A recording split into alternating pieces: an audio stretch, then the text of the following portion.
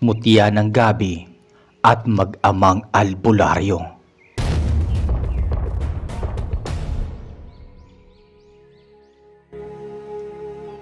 Minsan ka na bang nakipag-agawan para lang makamtan ang isang natatanging kapangyarihan?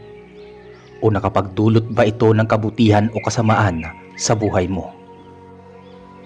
Ilan lamang ito sa mga katanungan na namutawi sa isipan ko nang maranasan ko ang kakaibang kababalaghan sa aming lugar, kung saan nasaksihan ko ang iba't ibang uri ng nilalang sa mundo ng mga tao.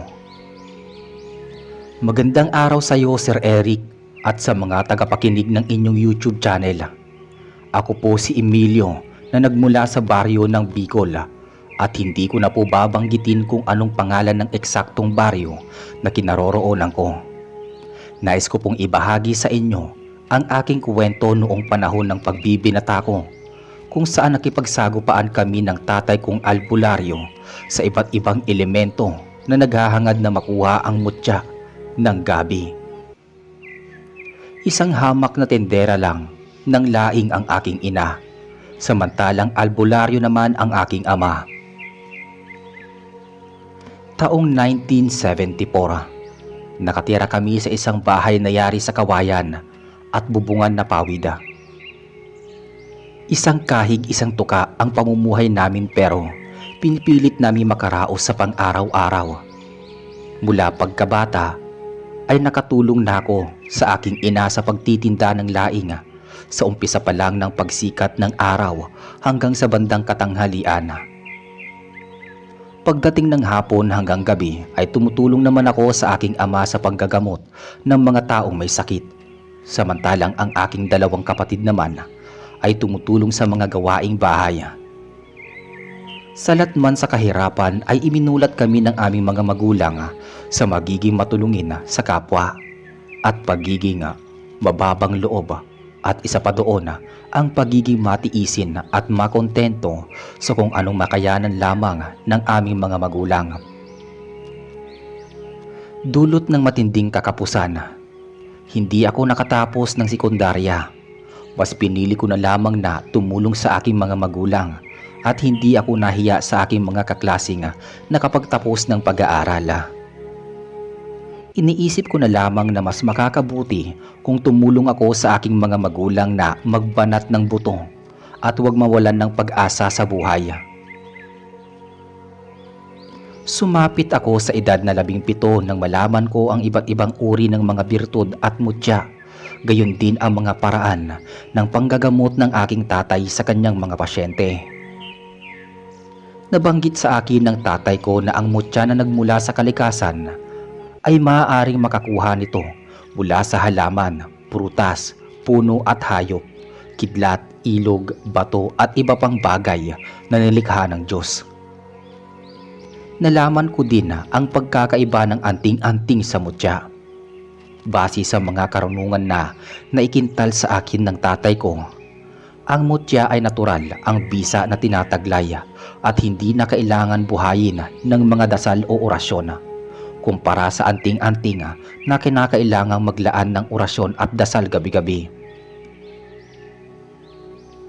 Sa tinagal-tagal ng panahon ay unti-unti ko nang napapansin ang pagyabong ng malalaking tanim na gabi ng aking ina malapit sa aming bakuran, na siyang ginagamit din niya sangkap sa pagluluto ng masasarap at maanghang na laing. Parati akong binibilinan ng nanay ko na gayon din ang mga kapatid ko na huwag hahayaang masira ang halamanan ng gabi, dahil iyon ang pinagkukunan namin ng hanap buhay at panggastos sa araw-araw. Sumunod kami sa kanya at binaliwala din namin ang mga bata na nagagawi sa aming bakuran na huwag sisirain ang gabi, dahil tiyak na mapapagalitan sila ng aming ina. Sumapit ang isang gabi, inabutan ko ang aking ama na nagpapahangin sa kawayang upuan sa labas ng aming bahay. Namamahinga siya dahil kakatapos lamang niyang manggamot ng mga taong nabati ng duwende. Nakamasid siya sa mga halamang gabi ng aking ina. Nilapitan ko siya at sinamahan sa labas. Marahil ay nagmumuni-muni siya sa maghapong pagtatrabaho. Medyo presko ang hangin at hindi naman mapanganib sa labas, kaya nanatili ako doon hanggat hindi pa kami naghahapunan. Napayapa naman doon ang isip ko at guminghawa ang aking pakiramdam habang pinagmamasdan ang mga bituin sa kalangitan. Walang ano-ano ay kinausap ako ng aking ama. Anak, batid namin na hindi ka namin mabibigyan ng kayamanan o anumang lupain na may papamana. Bagkus, ang pagiging albularyo ang tanging bagay na pwede kong maipasa sa'yo. Kung kaya't kailangan nating subugal sa panahon ng Kwaresma, kung saan magpapakita ang mutya ng gabi at ipagkakalob ito ng kalikasan sa natatanging nilalang na pinili nito. Bahagya akong napatayo mula sa aking kinauupuan. Hindi ko inaasahan ang mga sinabi ng tatay ko. Itay, mukhang delikado po ang mangyayari sa panahong yan. Hindi po ba't ang mga panahon ng Kwaresma ay ang panahon kung saan namatay at muling nabuhay ang Panginoon? Pinaniniwalaan na ang sagradong pagdiriwang na yan ay sinyalis ng paglitaw ng mga masasamang elemento sa mundo. Nabuo ang kalituhan sa isip ko kung ano-anong pumapasok sa malikot kong imahinasyon ng mga oras na yon. Sumang-ayon ang aking ama at saka siya nagpatuloy sa pagsasalita. O anak, yun din ang panahon kung saan lalabas ang iba't ibang uri ng nilalang na siguradong nag-aangad din na makuha ang mutya ng gabi. Kinakailangan nating maihanda ang ating mga sarili sa anumang posibleng maganap. Natatangi ang mutya ng gabi. Kung sino man ang makapagpakaloob nito, itiyak na magkakaroon ng pambihirang kapangyarihan. Nagpakawala ng buntong hininga ang tatay ko at muling nagwika. Sa literal na pagkakakilanlan sa halaman, ang gabi ay kahit mapatakan ng tubig ay hindi basta-basta nababasa. Dumudulas lamang sa dahon nito ang tubig, kung kaya't ang nilalang na matatangan nito ay hindi mababasa ng ulan. Hindi rin siya magagalaw o masasaktan ng ibang elemento. Swerte din sa negosyo at mabilis sa panghatak sa mga mamimili ng mga produkto. Dagdag pa ni tatay. Tinignan akong mabuti ng tatay ko na para bang sinusukat ang bawat salita kanyang binibitawan sa akin. Naisip ko na ikaw anak ang karapat-dapat na makakuha ng mutya ng gabi. Dahil kinakailangan mo yun sa takdang panahon na maging ganap ka ng albularyo at magkaroon ka ng maswerteng kapalaran. Sabi ni tatay.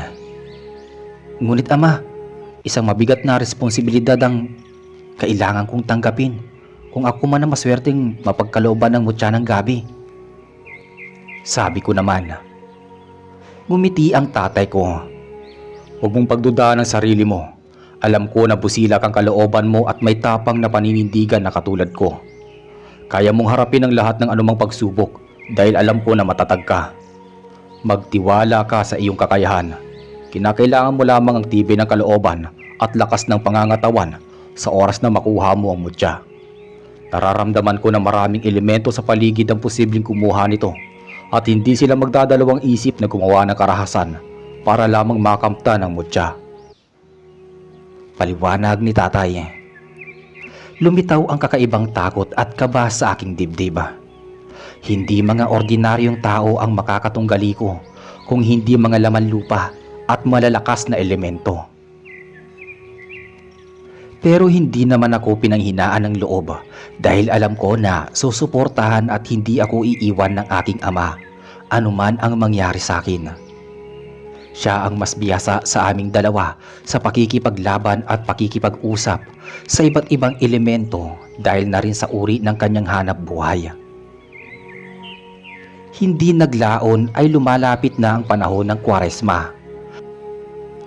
Abala na ang mga tao sa pagsisimba at pag-aayuno. Habang tumatagal ay kinikilabutan na ako sa mga nararanasan ko sa aming bahay. Partikular na sa tuwing sumasapit ang gabi. Minsan, narinig ko ang aking ama na may kinakausap sa may bintana ng aming bahay. Sa lakas ng kanyang boses ay malinaw kong naintindihan ang kanyang mga sinabi. Kaibigan, kung nagangad ka man na mapasayo ang mutya ng gabi, wala na akong magagawa. Batid ko na may interes ka din sa kapangyarihan nito pero Sana huwag kang gumawa ng anumang bagay na pwede nating pag-awayan. Lalo na ang aking anak. Maliwanag ba? Nagpintig ang tenga ko nang marinig ko ang aking pangalan. Hindi ko maunawaan kung anong ibig niyang sabihin sa mga tinuran niya at kung bakit nadamay pa ako sa usapan nila ng kanyang kausap. Inalam ko ang katotohanan. Lumabas ako ng silid tulugan at inabutan ko ang tatay ko sa may sala kung saan nakadungaw siya sa labas ng bahay. Kausap ang isang dampuhalang lalaki na humihit-hit ng malaking tabako at talagang nakakapangilabot ang kanyang anyo. Napupuno siya ng malalagong maiitim na balahibo sa buong katawan. Pagkakita niya sa akin ay bigla siyang naalarma at naglaho sa kadiliman. Napansin naman ng tatay ko ang aking presensya. Naku anak, narinig mo ba ang aming pinag-uusapan? Pasensya ka na, hindi ko nabanggit sa iyo ang tungkol sa kaibigan kong Kapreng Puti. Ang totoo may pagnanais siyang makamta ng mutya ng gabi. Kaya naman kinausap ko siya ng masinsinan tungkol dito. Wala namang problema sa akin kung gusto niyang makuha ang mutya. Huwag lang sana siyang makakalimot bilang pagkakaibigan namin. At huwag niya tayong sasaktan kung makipag-agawan din tayo sa pagkuha ng mutya. Itay, mukhang mahihirapan tayo. Kahit ang mga kaibigan mong kapre may paghahangad din sa mutya sa kabila ng kanyang kapangyarihang taglay. Sabi ko naman. Saglit na naputol ang aming pag-uusap nang biglang may maliit na tinig kaming narinig mula sa labas ng bahay. Dumungaw kami sa may bintana at napansin namin sa ibabang bahagi ng puno ng mangga ay may maliit na nilalang na nagsasalita at nakasulyap sa aming dalawa. Hindi kayo magtatagumpay dahil ako ang magwawagi sa pagkuha ng mutya ng gabi sa takdang araw. Humalakhak ng pagkalakas-lakas ang naturang nilalang. Umusal ng buhay na salita ang aking ama. Pagkatapos ay binulyawan ang maliit na nilalang. Bumalik ka na sa pinanggalingan mo, duwende. Wala kang karapatan na hadlangan kami sa aming kagustuhan. Kahit sino ay pwedeng magkamit ng mutya ng gabi. Hintayin mo na lang ang pagkakataon mo. At pagkatapos nun ay biglang naglahong parang bula ang duwende. Sa dami ng mga nasaksihan ko ay lalo akong nangamba na lumiliit ang porsyento na makuha namin ng tatay ko ang mutya ng gabi sa lakas ng kapangyarihan ng mga katunggali naming mga nilalang. Pero sinikap ko pa rin na paniwalaan ang tatay ko na magtatagumpay kami at huwag mawawalan ng pag-asa. Sumapit ang panahon ng Kwaresma at sa pagdating ng Sabado de Gloria na sinabing araw kung kailan patay ang Diyos ay nagtungo kami sa aming bakuran ng aking ama. May mga dala kaming sandata at mga gabay na orasyon kung sakaling may maganap na kaguluhan o pagtatangkaan kami ng masasamang nilalang. Nagtungo kami malapit sa mahaba at matataas na gabi kung saan nakita namin na naroon ang kaibigang Kapreng Puti ng aking ama, gayon din ang isang duwende, maging dalawang lalaki na may pupot na tela sa noo.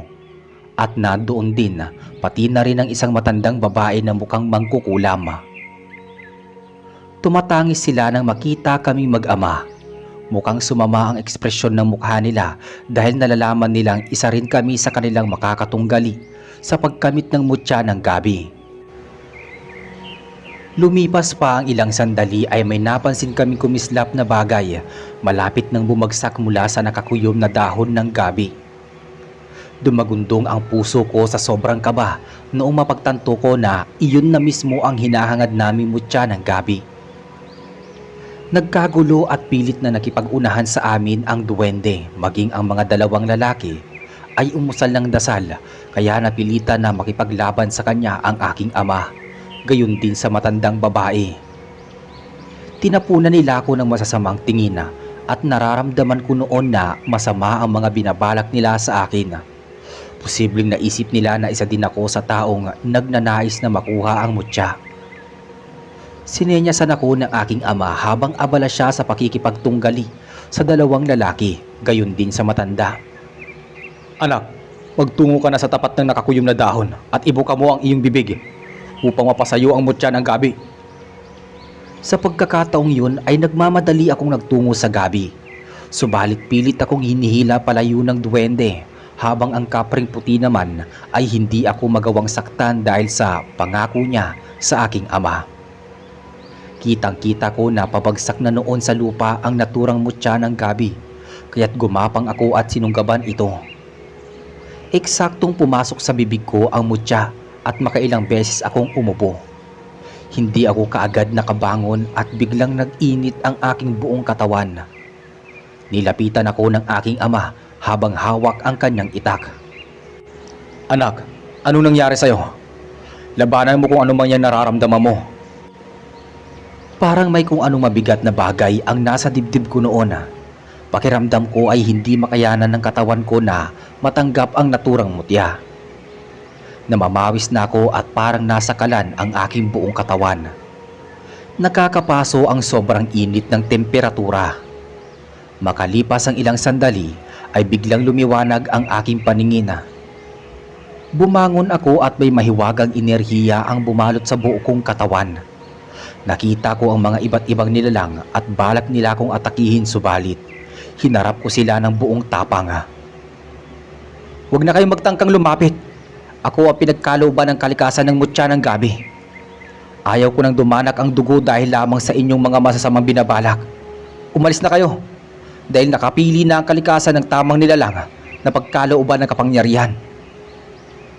Wika ko rito. At dahil doon ay tinapunan lamang ako ng masasamang tingin ng mga naturang nilalang. Humanga sa akin ang tatay ko at simula ng gabing yon ay nagbago ang buhay ko. Hindi na ako ang dating matatakutin at puno ng agam-agam sa sarili. Medyo naging seryoso na din ako kung mag-isip. Ako ang panganay sa aming magkakapatid, kaya kinakailangan ko na rin na magseryoso sa buhay upang maging kapaki-pakinabang sa aking pamilya. Nagkaroon ako ng matinding pagtitiwala sa sarili at biniyayaan din ako ng kakayahan na makapanggamot ng may sakit. Kahit ang mga taong nagugustuhan ng mga tikbalang ay nagagawa ko ng pigilan. Gayon din ang mga taong ginagayuma. Naghahanda ako ng mga halamang gamot at maging mga orasyon kung saan naitataboy ko ang masasama at negatibong gawi ng mga iba pang mga nilalang. Kung kaya't naging usap-usapan sa aming baryo ang aking espesyal na kakayahan sa panggagamot. Naging magkatuwang kami ng aking ama, pero naging tanyag ang aking pangalan at mas marami akong natutulungang mga kababayan. Subalit isang araw, habang abala ko sa panggagamot, ay napadaan si Aling Marta sa aming bakuran at tinapunan niya ako ng matatalim na tingin. Napansin din niya ang aking ama at naisip ng aking ama na baka may lihim itong inggit sa akin dahil ako ang taong may tangan ng mutya ng gabi. "Anak, huwag mo nang intindihin ang babaeng yon at magpatuloy ka na lang sa panggagamot mo." Mungkahi ng tatay ko. Pinalampas ko ang araw na yon at hindi ko na inisip pa kung ano ang kahulugan ng mga tingin sa akin ni Aling Marta. Hanggang sa makaranas ako ng pangangati ng katawan. Lingid sa aking kaalaman ay lihim pala akong kinukulam ni Aling Marta dahil sa matinding inggit at inis niya sa aking naging kapalaran. Naramdaman naman ng tatay ko ang nangyari sa akin at kinausap ng masinsinan ang matanda. Subalit laking gulat na lamang niya nang makita itong nangihina at tila may iniindang malubhang karamdaman. Lumipas ang ilang linggo at nagpatuloy ang pangangati ng balat ko. Naisip namin na baka nga may kumukulam sa akin, pero ang lubos kong ipinagtataka ay hindi man lang ako tinatablan ng anumang matinding pagkasira ng balat dulot ng pangangati. Posibleng hindi ako kayang malapatan ng kulam o barang dahil sa proteksyon na taglay ng aking mutya. Nagpatuloy pa rin ako sa panggagamot hanggang sa nabalitaan ko sa aking mga kabaryo na malala na ang karamdaman ni Aling Marta. Napakaraming tumutubong sugat sa kanyang buong katawan na hindi naghihilom at mukhang malala na ang kondisyon niya dahil malaki rin ang ibinagsak ng kanyang katawan. Nahabag ako sa kalagayan ni Aling Marta at nang makita ko siyang lumabas sa kanilang bahay ay hinabol ko siya at hinikayat na magpagamot sa akin. Nagkusang loob ako na gamutin siya ng walang bayad, subalit nang matigas siya hanggang sa bigla na lamang siyang mahimatay. Umagapay ako sa kanya at tinulungan naman ako ng aking mga kapitbahay. Dinala namin siya sa aming bahay at nang mahimasmasan siya ay pumayag na din siyang magpagamot sa akin. Nabigyan ko ng karampatang luna si Aling Marta. At kahit papaano ay nabawasan ang kirot ng kanyang mga sugat. Natapos ang panggagamot ko sa kanya at nagulat ako nang hawakan niya ang aking mga kamay. Humagulgol siya sa pag-iyak. Napakatagal niya nasa ganoong sitwasyon bago siya nakipag-usap sa akin. Patawarin mo ako, Emilio. Hindi ko sinasadya ang ginawa kong pangungulam sa'yo. Hindi ko akalaing babalik sa akin ang lahat ng masasama kong ginagawa. Napakasama kong tao. Pero sa kabila ng lahat, nagawa mo pa rin akong gamutin. Sabi niya sa akin. Napayakap siya sa mga bisig ko at hindi pa rin siya tumitigil sa pag-iyak. Napadaan pa sa harapan ng bahay namin ang mag-asawang Kaloy at Belen na mga suki ko sa panggagamot. Nagsalita si Kaloy na tila nanlilibak kay Aling Marta. Nako, mabuti nga sa iyo, Aling Marta. Nararapat lamang na maparusahan ka sa kasalanan mo. Mabuti nga't kinarma ka. Walang magandang nagagawa ang inggit sa katawan ng tao. Magpasalamat ka at ginamot ka. Kung hindi baka nabubulok na ang mga sugat mo. Kinausap ko naman si Kaloy sa mahinahong paraan. Pare, huwag kang ganyan. O at may masamang ginawa sa akin si Aling Marta. Pero wala ka pa rin karapatan na husgahan ang kanyang pagkatao. Masama pa rin na magkimkim ng sama ng loob at maghihiganti. Maaaring nagkamali siya pero may karapatan pa rin siyang magbago at gumawa ng mabuti sa kapwa. Wika ko rito. Sa mga oras na iyon ay hindi nakapagsalita ang mag-asawa. Bagkus ay tinignan nilang mabuti ang matanda at pailing-iling na nagpatuloy sa paglalakada. Kumalas sa pagkakayakap si Aling Marta at tumingin sa aking mga mata. Iho, patawarin mo ako. Masyado akong nagpadala sa damdamin ko at mas inuna ko pa ang galit kaysa umisip ng positibong bagay na kalugod-lugod sa'yo. Aling Marta, pinapatawad ko na kayo. Basta sa susunod po, huwag ninyong pairalin ang pagiging mainggitin. Magpasalamat po kayo sa kung anong meron kayo sa buhay at huwag kayong maghanap ng anuman sa ibang tao. Hintayin ninyo ang inyong pagkakataon at pagkalooban din kayo ng biyaya sa tamang oras. Sagot ko naman.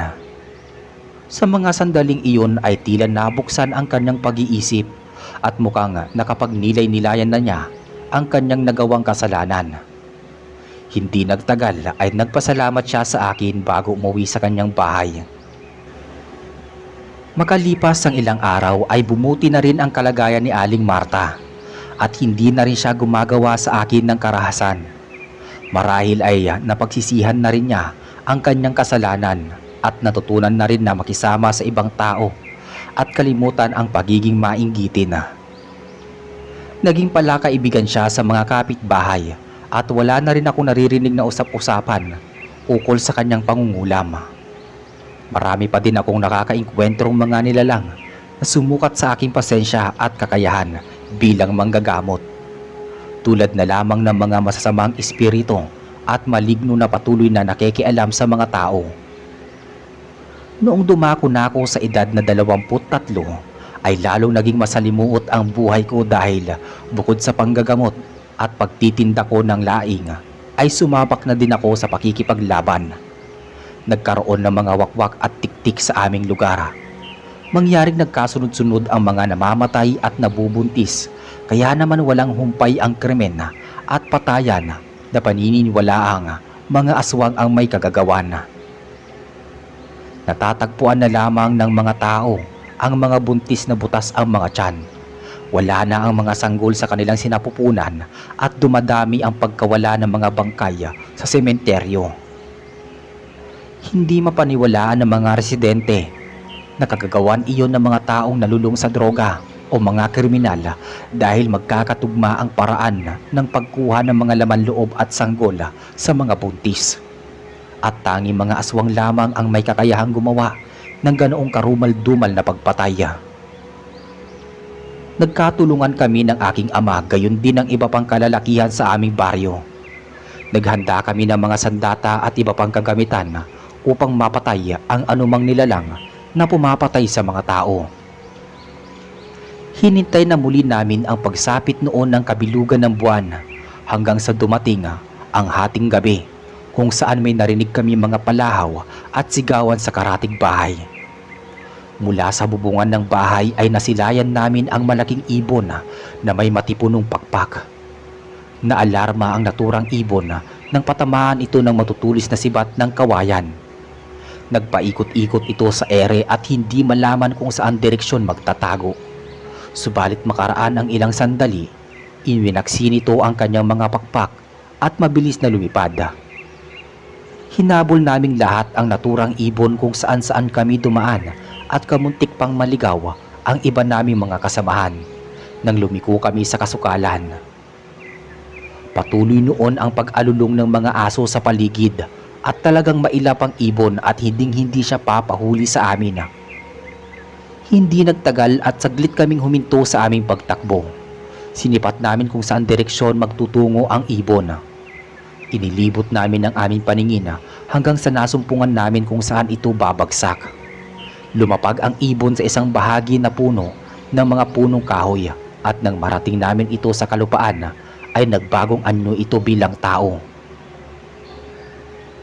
Ngunit nang mapagmasdan ko ang anyo nito ay napansin ko na may taglay na matutulis na matatalas na kuko at pangil at mahabang dila ang naturang nilalang.